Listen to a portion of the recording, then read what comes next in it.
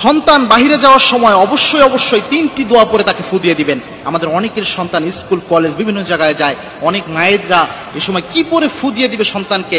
বাহিরের হাজার বালা মুসিবত, রোড ঘাটে অনেক সময় অ্যাক্সিডেন্ট হয়, এগুলো থেকে নিরাপত্তার জন্য সন্তানকে কি পরে ফু দিবে এটা অনেকেই জানে না। অবশ্যই 3টি পরে সূরা পরে সন্তানকে ফু দিয়ে দিবেন, 3টি দোয়া পরে। এই 3টি দোয়া রাসূল সাল্লাল্লাহু আলাইহি ওয়াসাল্লাম নিজে প্রেসক্রাইব করেছেন এবং অত্যন্ত অথেন্টিক হাদিস, সহিহ হাদিসের মাধ্যমে এই 3টি দোয়া প্রমাণিত। রাসূল সাল্লাল্লাহু আলাইহি ওয়াসাল্লাম সাহাবা একরাম এই 3টি আমল করতেন। প্রথম যে দোয়াটা রয়েছে এটা তিরমিজিতে হাদিস এসেছে, রাসূল সাল্লাল্লাহু আলাইহি ওয়াসাল্লাম নিজে বলেছেন।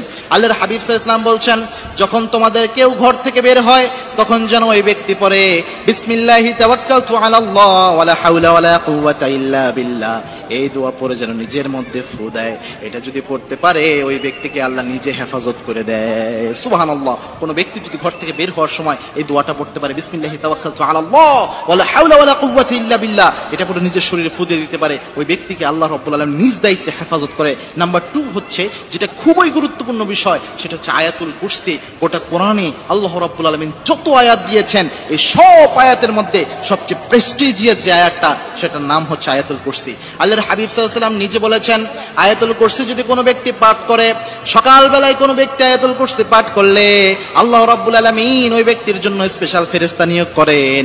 সারা দিন ওই ব্যক্তির পাহারাদার হিসেবে ওই ফেরেশতাকে আল্লাহ নিযুক্ত করে দেয়। সুবহানাল্লাহ। অর্থাৎ ওই ফেরেশতা ওই ব্যক্তির প্রোটেকশনের দায়িত্ব আল্লাহ রাব্বুল আলামিনের পক্ষ থেকে নিয়ে নেয়। সুতরাং আয়াতুল কুরসি খুবই গুরুত্বপূর্ণ বিষয় এবং একজন মুমিন হিসেবে অ্যাজ এ মুসলিম আয়াতুল কুরসি সবচেয়ে বড় অস্ত্রের মধ্যে একটি অস্ত্র আয়াতুল কুরসি। এটা সবার জানা উচিত। 2 নম্বরে যেটা পড়বেন সেটা হচ্ছে আয়াতুল কুরসি। নাম্বার 3 যে দোয়াটা পড়বেন এটা আবু দাউদ শরীফে হাদিস এসেছে, 3 বার সকালে পড়তে হবে, 3 বার সন্ধ্যায় পড়তে হবে। রাসূল সাল্লাল্লাহু আলাইহি ওয়াসাল্লাম নিজে নিজের শরীরে এটা পড়ে ফু দিতেন।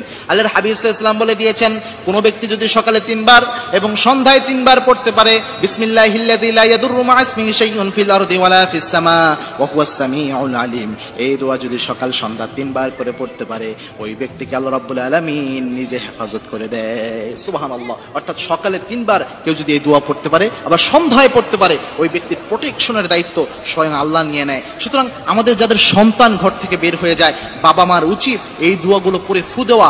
আর মনে রাখবেন সন্তানের জন্য পৃথিবীতে সবচেয়ে কবুল হয় যে ফু সেটা হচ্ছে বাবা মায়ের ফু। কোনো মা যদি তার সন্তানের জন্য ফু দেয় এই ফু সরাসরি আরশে আজিমে গিয়ে পৌঁছে যায়। সুতরাং বিষ্ণু ইসলাম নিজেও বলেছেন 3 ব্যক্তির দোয়া আল্লাহ রাব্বুল আলামিন কখনো ফিরিয়ে দেন না। তার মধ্যে এক ব্যক্তি হচ্ছে সন্তানের জন্য কোনো মা বাবা যদি দোয়া করে আল্লাহ রাব্বুল আলামিন সেই দোয়া ফিরিয়ে দেয় না। সুতরাং আমাদের মায়েদের উচিত সন্তানকে যখনই ঘর থেকে বের করা হয়, অর্থাৎ বিভিন্ন প্রতিষ্ঠানে বের করার জন্য অথবা খেলার জন্য যখন সন্তান ঘর থেকে বের হয়ে যাচ্ছে, এই হাজার বালা মুসিবত থেকে সন্তানকে হেফাজতের জন্য এই 3টি দোয়া পরে ফু দেওয়া। এই 3টি দোয়া আপনারা চাইলে হিসনুল মুসলিম একটি অ্যাপ রয়েছে বা এক বই রয়েছে, এখানে আপনারা পেয়ে যাবেন। এই 3টি দোয়া পরে যদি সন্তানকে ফু দিতে পারেন ইনশাআল্লাহ যাবতীয় বালা এবং মুসিবত থেকে স্বয়ং আল্লাহ রাব্বুল আলামিন তাকে হেফাজত করবেন।